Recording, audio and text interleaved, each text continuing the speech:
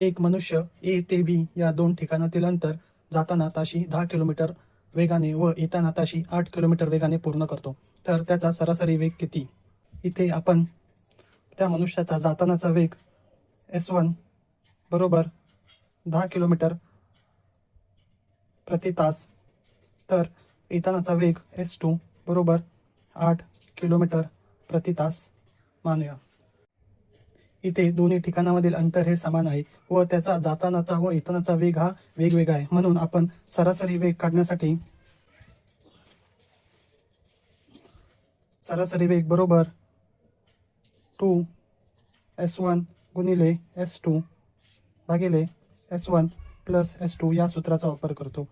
इथे सरासरी वेग बरोबर 2 गुणिले आपण जातानाचा वेग म्हणजेच S1 10 आहे, तर येतानाचा वेग हा S2 8 आहे आणि या दोघांची बेरीज 10 अधिक 8.